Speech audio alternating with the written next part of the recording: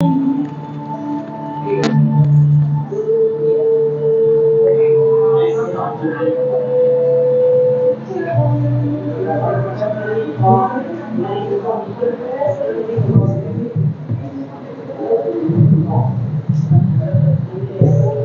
noite a todos. Bem alto. Lá mais pequeno. Aqui que explodiu, viu, Henrique? Então, boa noite, sejam bem-vindos, viu? Mais uma vez. Tem alguém vindo pela primeira vez de hoje? Já são todos veteranos. Então, sejam bem-vindos, viu? Como a maioria das pessoas, pelo menos nós achamos, né, que a maioria que vem tomar o passe na sexta-feira são aqueles que vão fazer tratamento médico de assistência espiritual aqui, né? Então, acho que é de nossa obrigação de te passar, assim, algumas orientações relativas a esse tratamento, ou seja, assistência espiritual. O tratamento da saúde mesmo, né, do nosso corpo físico, nós vamos lá no médico, né, no nosso médico da terra, seja do SUS, seja de qualquer que seja o lugar que nós formos. Tivermos aí convênio, nós vamos lá fazer o tratamento. Mas aqui é diferente. Tratamento energético, né, trabalha com energias magnéticas, tratamento espiritual. É um pouco diferente daquilo que nós estamos habituados. Embora que vai tratar sim o nosso corpo físico, mas o que interessa mais nesse tratamento é o nosso corpo espiritual e perispiritual, que é o que vai ser tratado. Por que isso? Será que a gente está inventando alguma coisa? É que quando nosso corpo adoece, ele está apenas recebendo um reflexo do nosso espírito. Se o corpo não está bem, tem algo de errado no nosso espírito. E para que isso aconteça de uma forma bastante harmônica, que dê certo o nosso tratamento, primeiramente tem que ter a permissão do Pai, né? Deus, nosso Pai, é que sabe tudo o que necessitamos. Pois no próprio Evangelho nós temos uma lição informando que às vezes a doença é a nossa cura. A própria doença que temos, ela é a nossa cura. Mas que cura é essa? A cura do nosso espírito, é aquilo que nós precisamos para a nossa melhora, para a nossa evolução. Bom, mas eu não sou palestrante, tem gente muito importante aqui hoje, né, que vai falar para nós. Mas eu preciso passar, então, sobre esse tratamento de assistência espiritual, alguns itens. O primeiro deles, o mais importante, é que você não desista nunca do seu tratamento com o médico da terra. Né? Porque a pessoa vem, ou aqui, ou algum outro lugar, com aquela fé, né? Aquela fé extrema, aquela vontade de se melhorar, que para de tomar medicamentos, para com o tratamento médico da terra. E não pode, tem que continuar. Mesmo porque os médicos, eles são nossos anjos aqui na terra, né? Eles se dedicam para cuidar de nós, do nosso corpo físico. Então nós temos que continuar o nosso tratamento. Aqui vai ser o quê? Um tratamento paralelo, né? Uma ajuda. Então, para que nós tenhamos um bom resultado, nós precisamos, primeiramente, ter paciência, né? Que a agenda é cheia, né, de nem sempre que você vem consegue ali marcar, mas acaba conseguindo, que ela dá um jeitinho e te coloca lá, né? Bom, você vai se preparar também para vir nesse dia. Então, eles recomendam, vem aí com uma roupa cômoda, né? Temos macas aí, vão se deitar ali para o tratamento. Ter bons pensamentos nesse dia que vem. No dia anterior não convém tomar bebida alcoólica, fumar, ter qualquer tipo de desregramento, inclusive alimentar, né? Depois, aqui, o que precisa de nós? Eu tenho uma notícia que não é muito agradável, né? eles falam que eles só podem passar 10% daquilo que nós precisamos.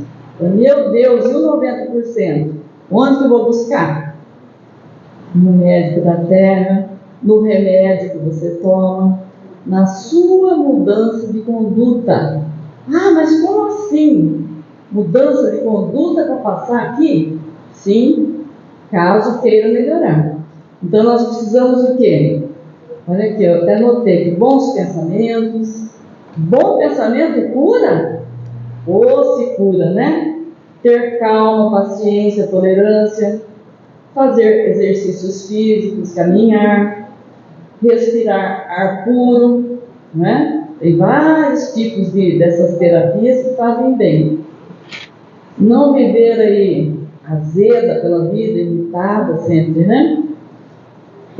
O passe é um dos elementos aqui, um dos itens que nós precisamos tomar, o passe magnético. A água fluidificada também, que quando a Di coloca jarra lá, ela vem aqui no filtro e coloca água. É água que você põe, Di? Água. Quando nós saímos lá da sala de passe, do hospital, o que nós tomamos? Remédio, né? É a água adicionada de medicamento espiritual, fluídico, né? O Evangelho no Lar também é um dos itens, né? Se você não tinha o hábito de fazer, faça agora. Ou com a sua Bíblia, ou com um livro salutar de pensamento positivo, mas o nosso mais indicado é o Evangelho, né? Segundo o Espiritismo. Ter uma mudança assim na sua casa também, preparando um ambiente salutar. Ouvir uma música sadia, né? Uma música gostosa, uma boa leitura. Viver em prece não é você ficar repetindo o dia inteiro. Ai, nossa, está no céu, não é isso, né? É ter uma conexão com a espiritualidade, você já estará em prece. O nosso próprio trabalho, nossas atividades, tudo aquilo que você faz com amor, já é uma prece, é uma ligação com o alto, com o Pai, né? Porque no livro do Evangelho de Jesus segundo o Espiritismo, tem uma frase lá que é importantíssima para nós, que nós não devemos esquecer. São ensinamentos de Jesus, que fala assim, olha, espíritas, amai-vos. Não é só espírita, né? Todas as pessoas devem amar-se. Espíritas, instruí-vos. O que é isso? Você tem que aprender para saber o que você vai fazer na tua vida, das tuas atitudes, né? Então nós precisamos de aprender. É isso que nós fazemos aí segunda-feira, Henrique. Um pequeno, né? Um pouco aí de alguns momentos, algumas horas, que nós dedicamos para o estudo.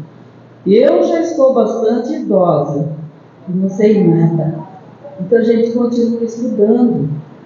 Então nunca é tarde para começar. Então tudo que nós aprendemos é contínuo.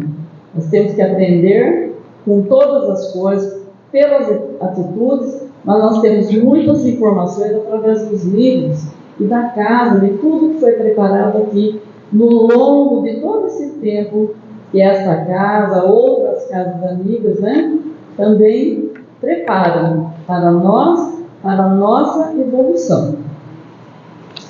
Acabamos de ter agora com a Sueli o atendimento fraterno. Esse também é um dos itens, né? Conversar, você passar para o ouvido da Sueli tudo aquilo que você está sentindo, ela faz o atendimento fraterno, né? Então, passar para ela os seus problemas, suas dúvidas, aquilo que você gostaria de saber, qual seria a sua conduta, o que seria bom. Então, a Sueli vai ouvir tudo. Depois que você falar tudo, aí você aguenta, viu? Porque a Sueli fala muito, aí você vai ter que escutar a Sueli falar, tá bom? Então, são assim, pequenos preparos para a nossa mudança de conduta, que faz parte, sim, da nossa melhora. Demora? Nossa, às vezes vai lá, quantas encarnações, seu Francisco Amorim, quantas encarnações que deveríamos ter para que nós possamos melhorar, mudar nossa conduta. E sabemos, né? Só Deus é que sabe de nós. Então é isso que eu queria passar, viu? Toda semana devemos falar a mesma coisa. E o outro assunto aqui é sobre esse encontro aqui que está acontecendo já, né? Começando lá a parada obrigatória, que é um encontro, um mini congresso mesmo acontecendo aqui em Bauru. Então, nós temos aí o privilégio hoje, amanhã e domingo, 3 dias, de muitas luzes vindo para cá. Espíritos iluminados estão comparecendo, não é, seu Francisco? Comparecendo junto dos nossos irmãos palestrantes, que são muitos dos nossos irmãos. Alguns moram aqui, mas a maioria são de outras cidades, né? Então eu encontro assim para o aprendizado mesmo. E vamos aguardar a semana que vem. Eu vou pedir para a dona Neuza vir aqui contar para nós. A Marlene foi, a dona Neuza, não sei quem mais aqui da nossa casa, que foram para esse encontro. Tá bom? Então agora é a hora do senhor palestrante falar. Então nós vamos elevar nosso pensamento a Jesus, nosso irmão querido, amigo de todas as horas, para que nós possamos, nesta noite abençoada, recebermos diretamente das mãos de Jesus tudo aquilo que nós precisamos, se for permitido por nosso Pai. Pai nosso que estais nos céus, santificado seja o vosso nome. Venha a nós o vosso reino, seja feita a vossa vontade, assim na terra como nos céus. O pão nosso de cada dia nos dai hoje. Perdoai-nos as nossas ofensas, assim como nós perdoamos a quem nos tem ofendido. E não nos deixeis cair em tentação, mas livrai-nos de todo mal, tanto do corpo como do espírito. Que assim seja, Senhor. Bem, eu falei de luzes aqui na cidade, né? Nós estamos recebendo aqui uma estrelinha também, muito querida no meio espírita. Eu nem sabia que eu conheci o seu Francisco no nosso curso do curso Nosso Lar, que agora é Obreiro da Vida Eterna que estamos estudando. E ele foi lá fazer uma belíssima explanação para nós, e nós gostamos muito. Seu Francisco Amorim, seja bem-vindo.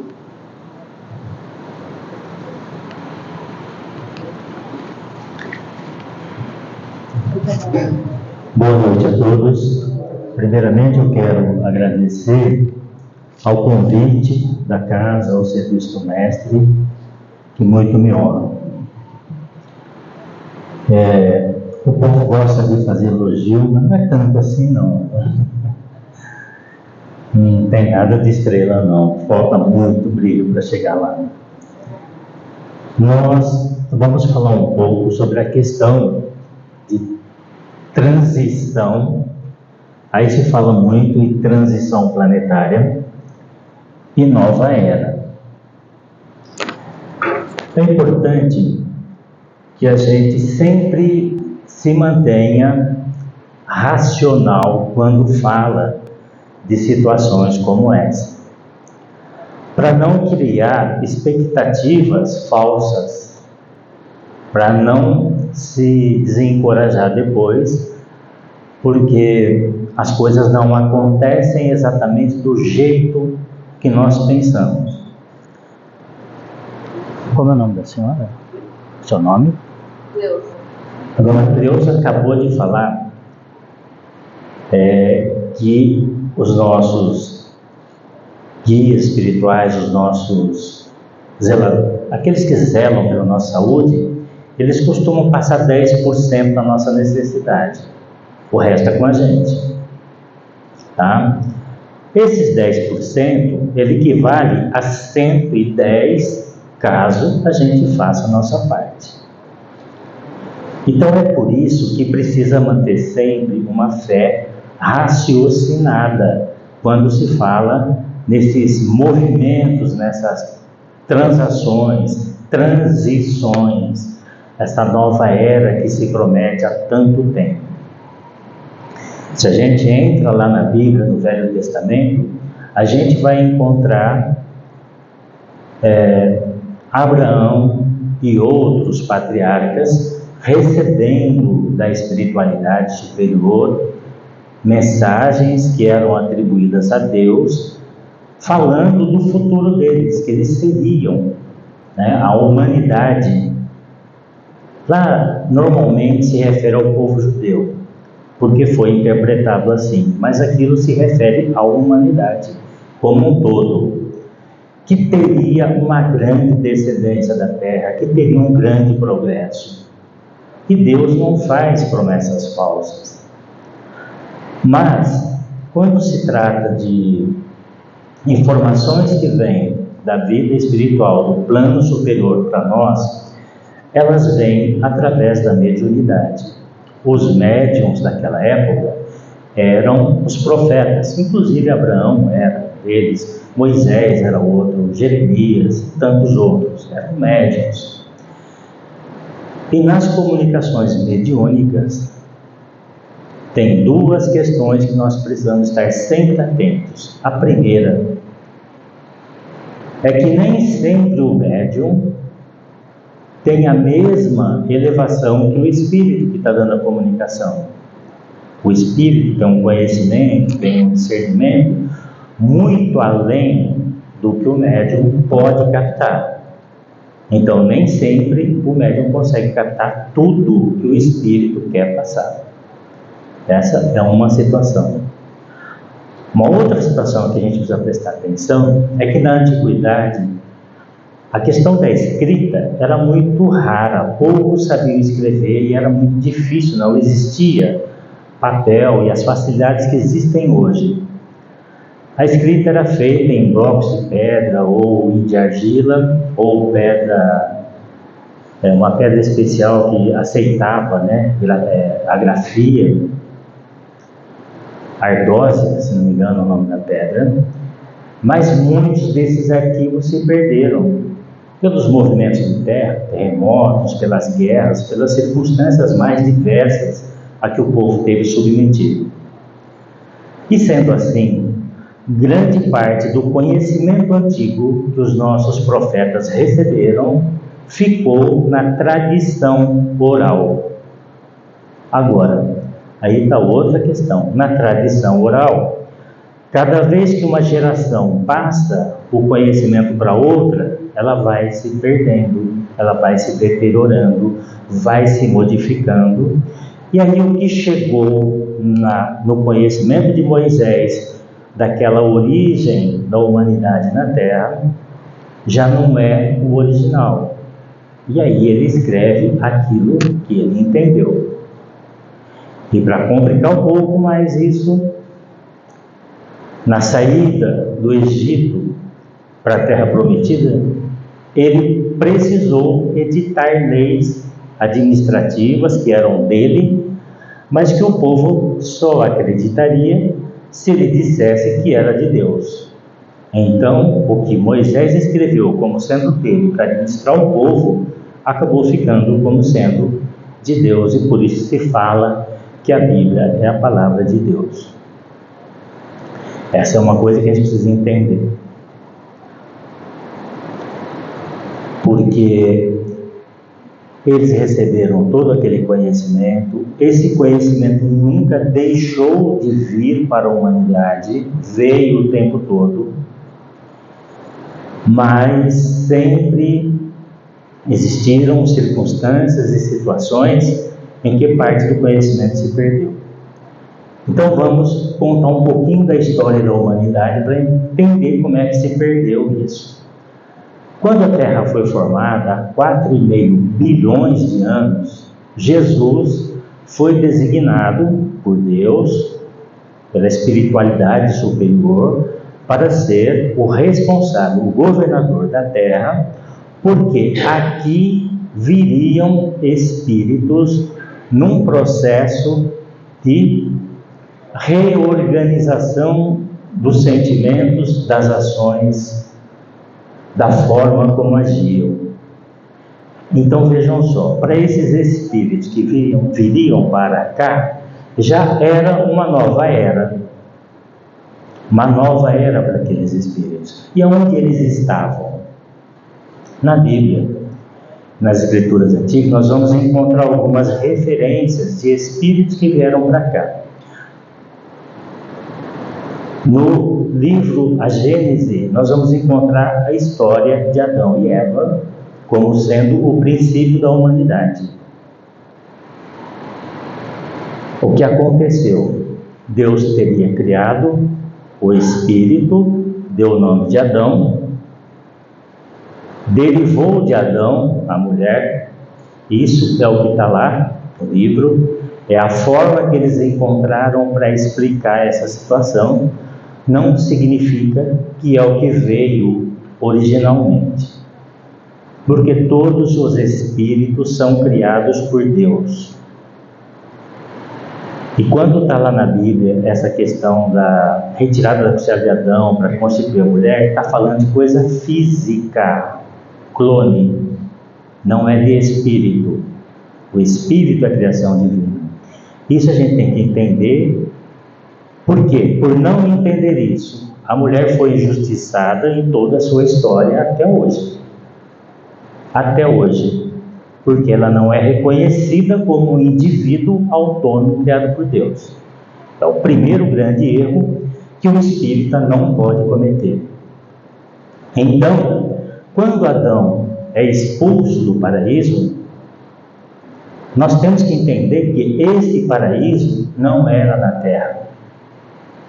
E que Adão não era um único espírito. Era uma pleiade de espíritos que vieram de um outro lugar para cá, para que Jesus pudesse conduzi-los nessa nova era que eles estavam recebendo. Essa mesma história foi contada de uma outra maneira. A mesma história. Lúcifer era um espírito de luz que queria competir com Deus, segundo os relatos antigos. Se revoltou e teve seguidores, muitos seguidores, que queriam ser liderados por Lúcifer. Deus entendeu que naquela comunidade onde Lúcifer estava, não havia mais lugar para ele, porque ele discordava do plano de Deus para aquela coletividade. Então a história diz que Lúcifer e o seu séquito, seus seguidores, foram expulsos do céu e vieram produzir no meio da terra o seu reino. É exatamente a mesma história. Adão e Eva foram expulsos do paraíso porque desobedeceram a Deus. Lúcifer e seus seguidores foram expulsos do céu porque desobedeceram a Deus. Essa mesma história foi contada pela mediunidade de Edgar Armand. Exilados da Capela, muitos de vocês devem conhecer esse livro e essa história. Ele conta como é que foi. O espírito que passa a informação que Edgar Armand vai registrar não inventou nada. Ele está falando a verdade também. O que nós temos que entender é que a história... Está alto isso, hein? Está zunindo. A história é contada por pessoas diferentes, de formato diferente, e aí parece histórias diferentes. E Emmanuel, no livro A Caminho da Luz, vai lá e dá uma organizada filosófica, teórica, nessa história inteira. Fica compreensível. Inclusive define que Edgar Armand fala que os espíritos foram expulsos de capela. Olha a coincidência, Adão e Eva expulsos do paraíso, Lúcifer expulso do céu e os espíritos expulsos de capela, na constelação do Cocheiro. A mesma história. Primeira coisa que nós temos que entender: os espíritos que estavam em alguma comunidade e que precisavam de uma motivação diferente, uma oportunidade diferente, precisavam vir para cá. Foi planejado isso, viriam para cá para que impulsionar os princípios espirituais iniciantes, os corpos iniciais iniciantes que tinham aqui, há milhares de anos isso, muitos milhares de anos, dá um impulso no progresso da Terra. Alguns desses espíritos se localizaram no Egito, e aí todo mundo conhece a história do Egito, as pirâmides, a engenharia, a ciência e o grande conhecimento que eles tinham com mediunidade, inclusive sobrevivência. Outros foram para a Índia e a gente conhece a história dos Vedas, uma das composições mais lindas que existem sobre a questão da esperança do futuro, da vida continuando, a reencarnação imoral. Não é diferente. Outros se localizaram no Oriente Médio, deu origem ao povo judeu com a definição de um Deus único. Eles já tinham esse entendimento desde esse tempo. E o outro grupo se estabeleceu pela Europa toda e são considerados como o grupo dos árias, considerados e entendidos hoje como os arianos, que estão espalhados pelo continente aí, fazendo a sua transição. Então, aí sim, vieram muitos espíritos para cá, de localidades diferentes. Existem esclarecimentos, são mediúnicos, são psicografias que dizem que os exilados da capela vieram para cá porque produziram uma guerra catastrófica lá no planeta onde eles estavam, destruíram a condição de vida que existia lá e por isso eles tiveram que vir para cá. Uma espécie, no caso, de castigo, né? Destruíram a casa deles, tiveram que ir para uma nova que não era tão boa quanto aquela. É preciso que a gente preste atenção nesse entendimento de castigo. Adão e Eva castigados porque desobedeceram a Deus, comeram o fruto da verdade, do conhecimento, e passando a ter conhecimento, não é que a pessoa é castigada, ela é responsável pelo que faz. Agora, enquanto a gente não sabe o que é certo fazer, vai fazer coisa que não devia e vai aprender com o erro. Então não tem um castigo nisso, tem um aprendizado. Lucifer teria sido castigado com os outros seguidores dele porque foram expulsos do céu, que estavam bagunçando a situação lá. E esses, na história do Edgar Armand, teriam destruído o planeta deles. Emmanuel explica onde eles estão, diz que os egípcios já foram embora e os outros ainda estão por aqui nos ajudando nesse processo. Então, aqui na Terra existem espíritos que provavelmente vieram para cá, tá? O Livro dos Espíritos não define que os espíritos foram criados na Terra. Diz que Deus cria espírito o tempo todo, sempre do mesmo jeito, simples e ignorante, mas ele não fala que foi na Terra. Então pode ter vindo de outro lugar, numa situação ainda de desconhecimento, de ignorância muito grande, e estavam aqui. Talvez os astrolopitecos, aqueles povos aqueles hominídeos ou humanoides, como são tratados pela antropologia, seres com pouquíssimo conhecimento. Esses que vieram de fora, que tinham conhecimento, no intercâmbio, na troca de informação, deram um impulso de progresso muito grande para os que estavam aqui.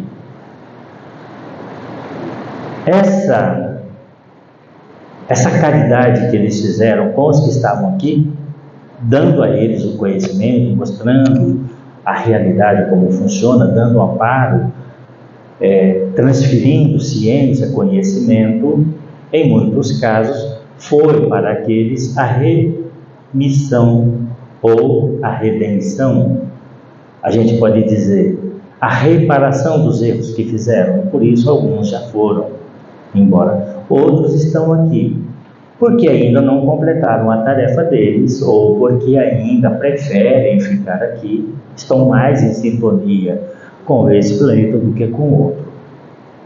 Bom, o que acontece agora? Fala-se muito em transição planetária, inclusive estão falando em datas. Esse é um outro campo que nós temos que tomar cuidado. Não existe uma data definida para acontecer um salto de qualidade na conduta, no pensamento, no espírito. Existe sim uma possibilidade de acontecer muito rápido ou muito lento, e isso depende muito de nós, de cada um de nós.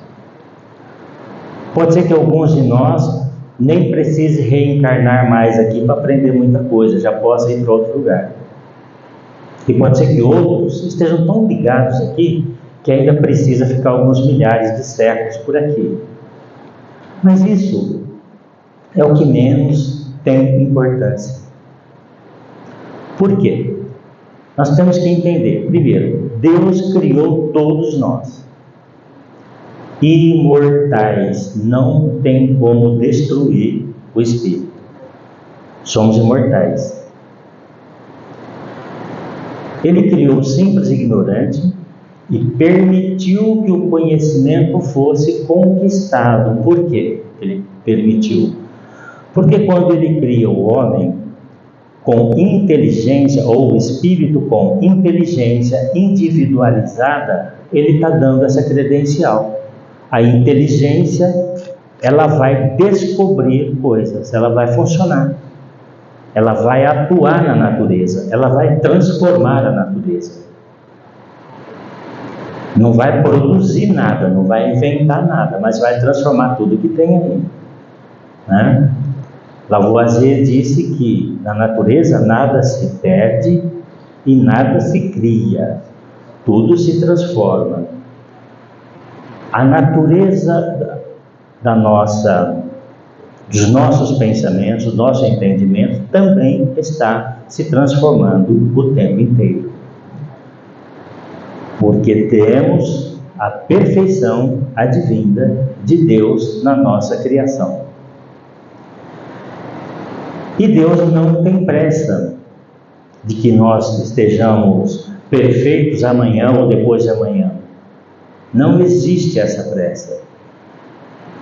Porque Deus entendeu que o espírito, a sua criatura, teria que ter liberdade para se desenvolver, para criar as suas condições ideais.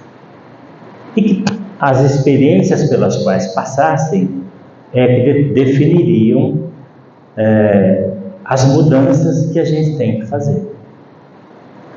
Se nós olharmos para a nossa história da humanidade, antes de Jesus, nós vamos encontrar comportamentos rigorosíssimos e muita guerra, muita violência.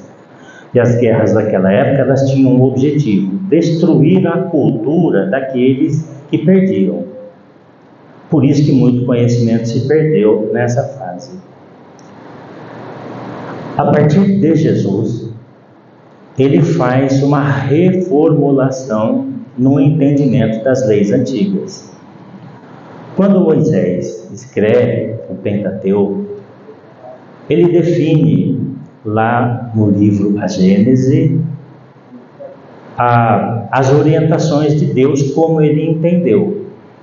E ele diz assim, que Deus é um Pai zeloso que pune a iniquidade dos seus filhos até a terceira e quarta gerações. Isso é importante que a gente entenda. Como é que a gente vai punir a falta de alguém na terceira geração dele? É justo isso? É ou não é?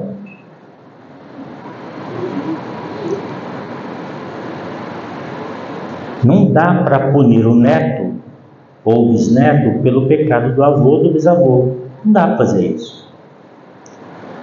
Mas se o neto ou o bisneto, por acaso, for a reencarnação dele mesmo, na descendência dele mesmo, se eu reencarnei hoje e eu sou o bisneto de mim mesmo lá atrás, eu tive um filho, o filho teve outro filho e eu reencarnei nessa terceira geração. É justo que eu seja castigado pelo que eu aprontei lá?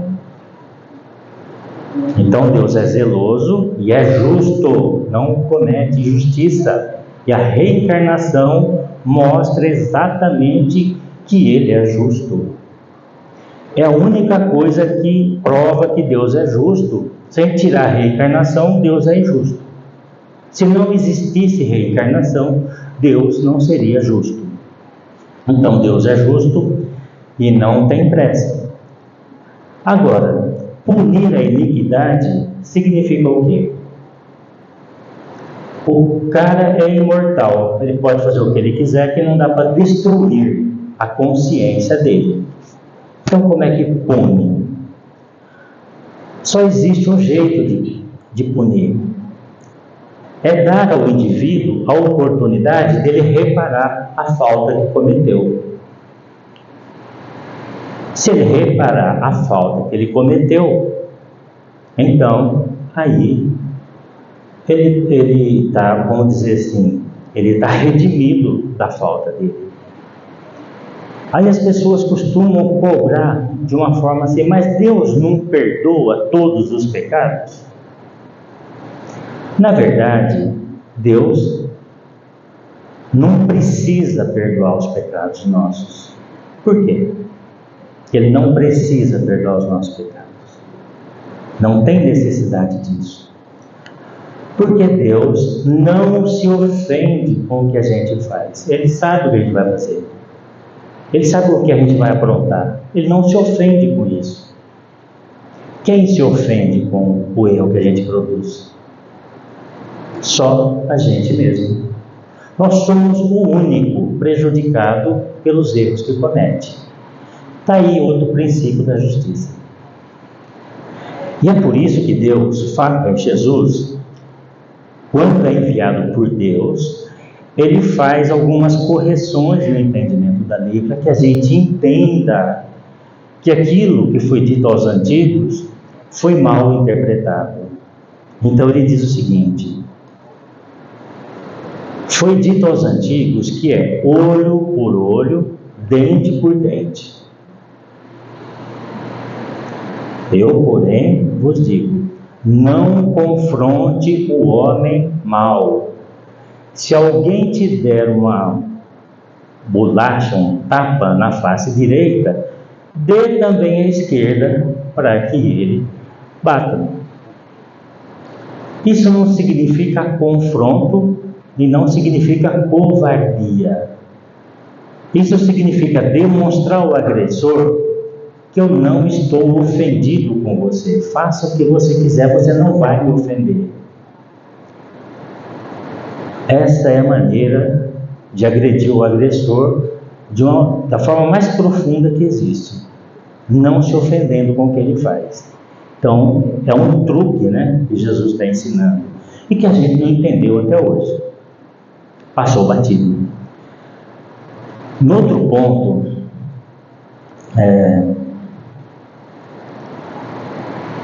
essa expressão olho por olho, dente por dente, é bom que a gente perceba que ele está dentro de uma das leis que o Espiritismo estuda bastante, lei de ação e reação. E que Jesus colocou essa lei como sendo, da maneira fácil para compreender, ele disse assim: a cada um será dado segundo as suas obras. Ou seja, toda coisa que eu fizer, todo comportamento que eu tiver, eu vou levar uma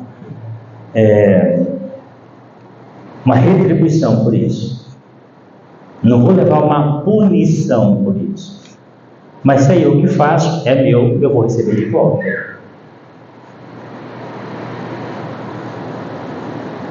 E tem uma outra expressão em que foi dito assim, lá para os antigos: amarás ao teu próximo e odiarás o teu inimigo.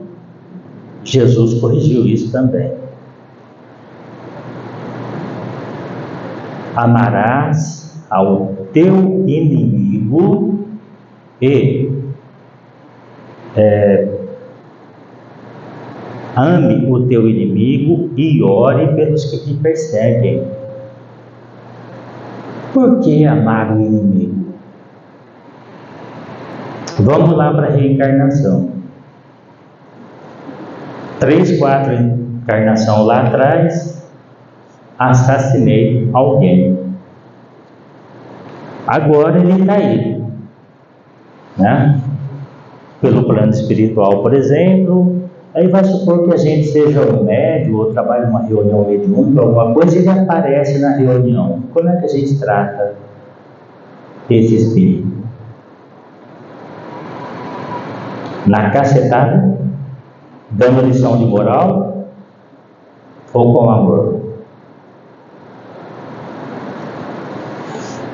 Jesus também disse que é preciso pagar o mal com o bem. Isso também pega no pé de muita gente. Como é que eu vou fazer o bem para quem está me fazendo o mal? Vamos entender a lei de ação e reação. Nesse caso do assassinato na 3ª geração lá atrás, como é que o assassino repara um mal desses? Matou alguém, já passou 3 encarnações dele, e aí ele tem que reparar aquela situação. Como é que faz isso? Está lá no André Luiz, Missionários da Luz, reencarnando como o pai dele, ele como filho do assassino, é uma das formas. Devolve a vida para aquele que você tirou. Isso significa amar o teu inimigo. Se você o matou, que ele é inimigo. Se você está dando a vida de volta para ele, só num ato de amor isso é possível. E é isso que é a importância da relação materna-paterna. O desenvolvimento do perdão e do amor entre as criaturas. Erra, produz erros, produz. Mas é possível consertar, fazendo o bem sem olhar para quem. Quando eu recebo um filho, eu não estou olhando quem ele é, eu não sei que espírito é esse, eu não sei o que ele fez, nem o que eu fiz para ele, mas eu vou amá-lo. E aí está uma situação que nós precisamos acordar aqui no século XXI. Por quê? Os costumes sempre se modificaram, às vezes para melhor e às vezes para pior. Mas se trata de ações que nós vamos sofrer as reações delas. Então, é preciso que as casas espíritas, é preciso que os espíritas, que os outros religiosos se unam de uma forma séria, no sentido de entender os laços de família, a sua importância e a importância de manutenção desses laços, porque a família, segundo Emmanuel, é o lugar onde a gente vem para depurar as nossas faltas pelo amor. Segundo Pedro, o amor cobre a multidão dos pecados. É assim que Deus espera que a gente se redima das faltas provocadas pelo amor. Era isso que ele queria dizer lá no primeiro mandamento. Ama ao Senhor teu Deus de todo o teu entendimento, de todo o teu espírito, e ao teu próximo como a ti mesmo. E aí, Jesus demonstrou essa frase na prática quando ele conta a parábola do bom samaritano. Para os judeus, samaritanos não eram gente. Assim como para o povo antigo, aqui do Brasil, nossos ancestrais, entendiam que os escravos não eram gente. É uma questão de preconceito, uma questão de erro de entendimento.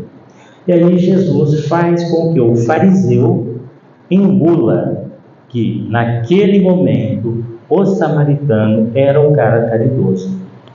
Para ele foi um choque, ele ter que admitir isso. Tanto é que ele não fala que o samaritano é a pessoa que fez a caridade.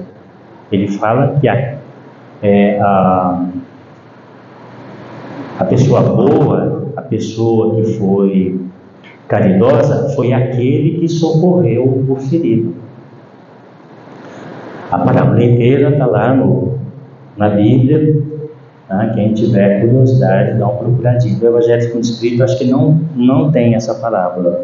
E tem explicações dessa parábola feita pelo Haroldo Dutra, muito interessantes. Bom, Jesus também disse, nessas questões de o cuidado com os nossos comportamentos, com o que nós vamos fazer e como nós vamos fazer, que é preciso que a gente faça para os outros aquilo que a gente quer que seja feito para a gente. Ou seja, se tem alguma coisa que eu não quero que me façam, eu não posso fazer para os outros. A lei é de ação e reação. O que eu fizer é meu. Tudo que eu fizer, tudo que qualquer um de nós fizermos, tem uma resposta de igual força e intensidade, como uma agravante para quem faz alguma coisa por maldade. Quando a gente faz alguma coisa por ignorância, a gente tem que consertar também, tem que reparar.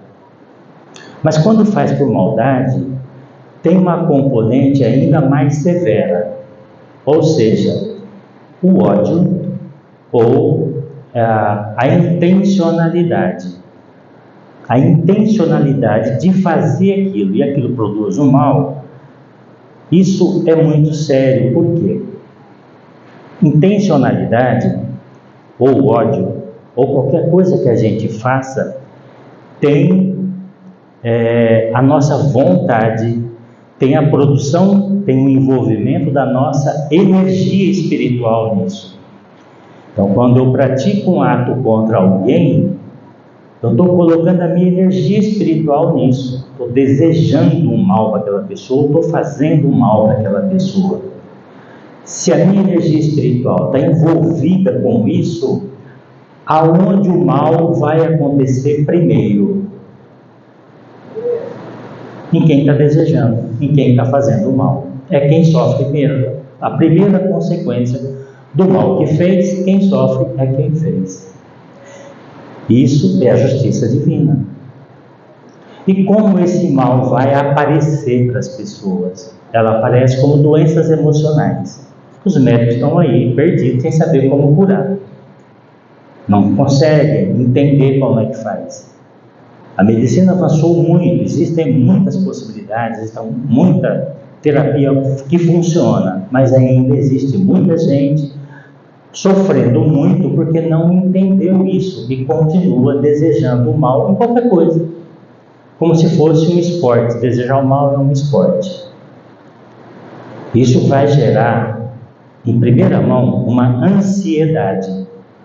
Ou seja, eu fiz uma coisa errada, a minha consciência gravou isso. E agora? O que vai acontecer?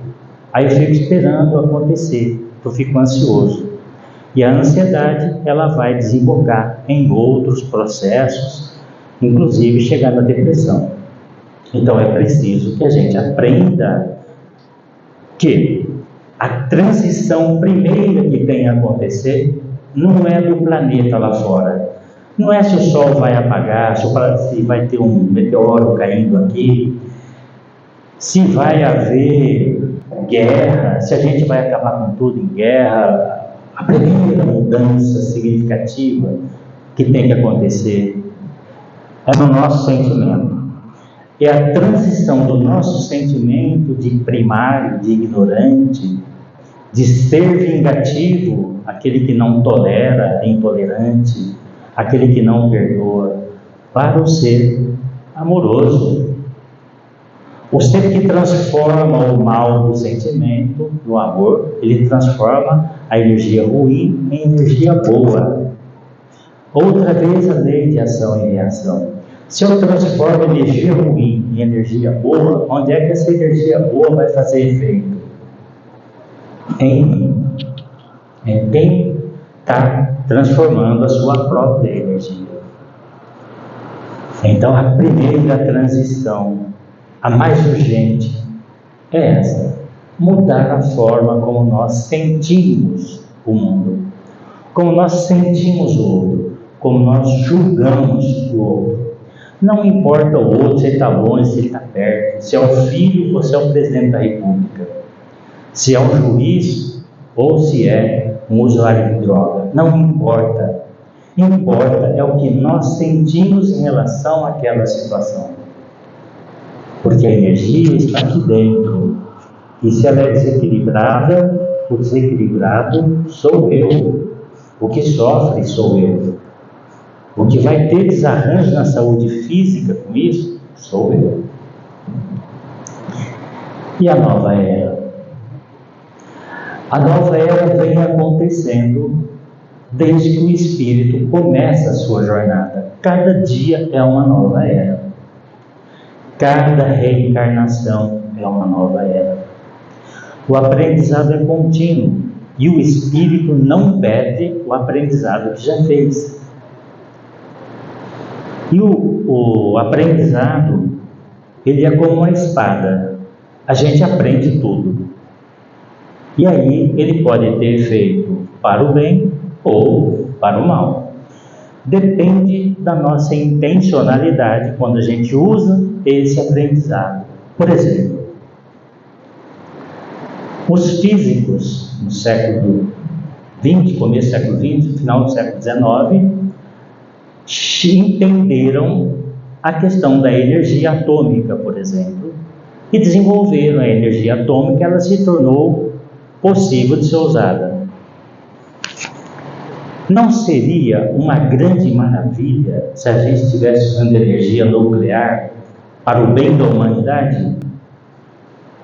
Mas o que fizeram com ela?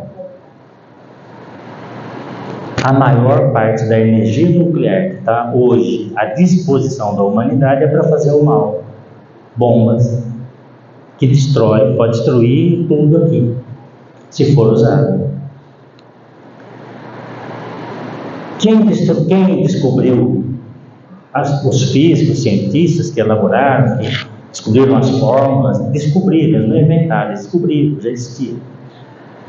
Eles não são culpados do uso que é feito. Agora, quem desvirtua o uso, esse vai responder por isso. Quem compactua com esse desvirtuamento também vai responder. Quem concorda que jogar bomba em algum lugar, ou que jogar bomba em algum lugar vai resolver algum problema, também vai responder por isso. Então a nova era também inclui a necessidade de mudança significativa no nosso entendimento de vida. Uma nova era é uma era de paz. Primeiro, eu preciso construir a paz dentro de mim. Quando foi dito lá no primeiro mandamento que é preciso amar ao teu próximo como a ti mesmo, isso significa que quem não ama o próximo é porque ainda não consegue se amar. Eu só consigo amar o próximo quando eu já souber me amar. E não é ser egoísta isso, é amar. Amar a mim mesmo significa estar disponível para o outro, para compartilhar, para acolher, para amparar, para reparar sempre, incondicionalmente. E nós só temos um exemplo que é significativo na humanidade hoje e que, infelizmente, existe uma campanha muito forte para destruir, que é o caso das mães. Só as mães conseguem amar incondicionalmente. Vocês já perceberam que tem um movimento aí que parece que é meio contra isso? Parece que ser mãe, amar, cuidar de criança, parece que é uma coisa de gente que não tem o que fazer, né? Tem um movimento aí de espíritos não voltados para o amor ao próximo, com certeza, com outros interesses que estão combatendo ferrenhamente esse processo. Por quê? São os espíritos que adoram o caos. Quanto maior o caos, melhor. Quanto menor amor, quanto menos amor houver na face da Terra, quanto menos os indivíduos que reencarnam aprenderem as lições de amor, quanto menos eles forem amados, quanto mais eles forem desprezados, maior será o caos. E essa será a nossa nova era, se permitirmos que esse movimento avance dessa maneira. Então, qual é a nova era que nós queremos? É uma de paz, de harmonia, de sucesso? Porque essa nova era inclui sucesso também. Estar bem, não ter carência nem de coisas físicas, materiais e nem espirituais.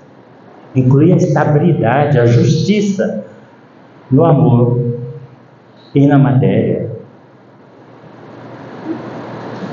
Algumas coisas que Jesus fala, como por exemplo, mais fácil um rico, um camelo entrar pelo fundo de uma agulha do que um rico ir para o céu. É uma figura de linguagem que a gente não sabe o quanto ela foi distorcida no tempo e o que ela significava lá quando ele falou. Porque certamente ele não estava falando que a riqueza era um mal, porque ele dependeu da riqueza de outras pessoas. Como no dia que ele foi fazer a última ceia, foi na casa de uma pessoa que era rica, que tinha uma sala grande como essa e que foi disponibilizada para ele. Que as mulheres que o seguiam lá, muitas delas, eram que amparavam o trabalho deles com bens materiais.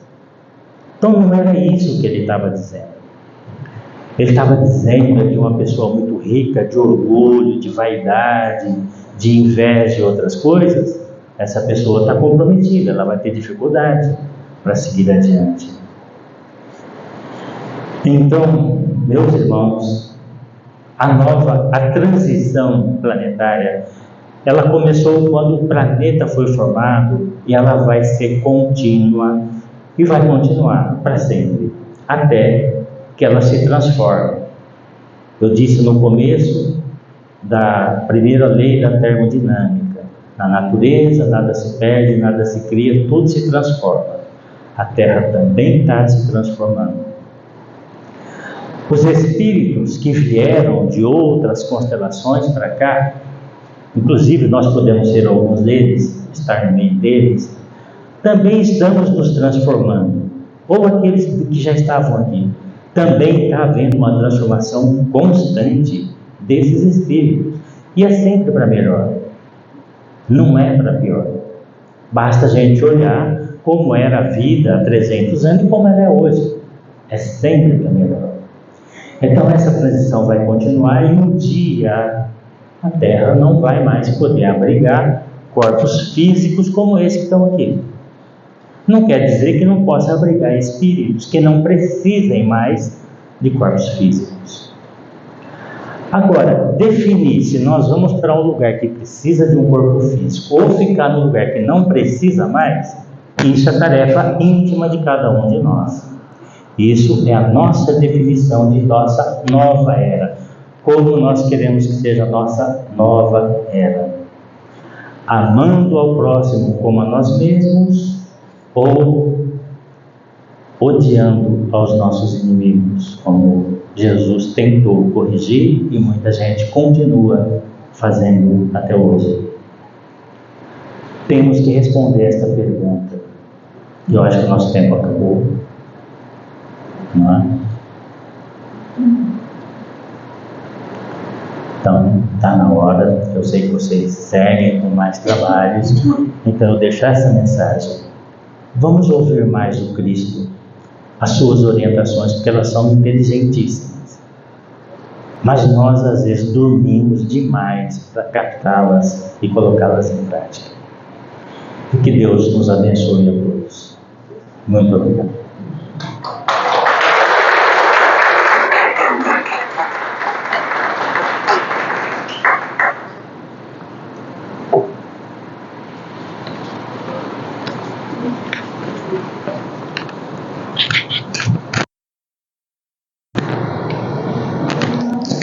Desliguei. Agradecemos as orientações do Sr. Francisco. Ele tem muito conhecimento e muita espiritualidade, né? Então vamos seguir, gente, bom conselho, né? Aquilo que a gente estava falando no começo, né? Mudança de conduta, de entendimento, de aceitação. Então toda semana nós temos aqui um irmão, uma irmã trazendo orientações. E no nosso dia a dia, nós recebemos orientações de toda maneira, de toda forma. Através do cachorrinho, né, Sueli? Dos gatos, do cachorrinho, do tempo, não é? Então, às vezes começa a chover, você diz, ai meu Deus, vou olhar toda a minha roupa, e já começa um padrão negativo. Então, não, vamos agradecer. Pensar na utilidade da chuva, nós é que temos que cuidar, não é? Então, muito bom para nós sabermos de tudo isso, dessa transição, que tem muita notícia aí na internet aí, que assusta a gente realmente, né? Nossa, está marcada para tal dia, agora o cometa está caindo aqui, vai acabar mesmo, né? Então, não, isso aqui já... Quantos cometas, quantos meteoros já caíram aí na Terra, né? Então, nós temos um diretor espiritual. Quem é nosso diretor espiritual? Jesus, né? Vocês sabiam que aqui no nosso Brasil, Jesus colocou um diretor espiritual muito especial também, além de tantos que tem, né? Mas o espírito Ismael, até o Henrique estava comentando, ele é um dos espíritos que tomam conta aqui. Ele é o responsável pelo nosso país. Sofre muito, não é? Sofre de ver as barbaridades, mas está aí socorrendo conforme a nossa evolução. Aquele passinho lento que nós damos, mas estamos evoluindo na medida da nossa possibilidade. E como disse o nosso irmão, Deus não tem pressa. A pressa é nossa. Ele não se ofende. É nós que temos que nos ofender. Então vamos seguir essas orientações. O Espiritismo realmente ele caiu do céu para nós, não é? Que veio trazer um guia para que nós possamos seguir com mais segurança. Então que Jesus abençoe a todos, viu? Aquele momento de irritação, vamos pensar um pouquinho, né? E fala assim, que não é aquilo que sai da boca da gente, é aquilo que a gente pensa. Então vamos evitar o mau pensamento. E se pensarmos, vamos procurar imediatamente cortar o mau pensamento. Agora nós vamos para o passe, é um dos itens do nosso tratamento. Que Jesus abençoe a todos.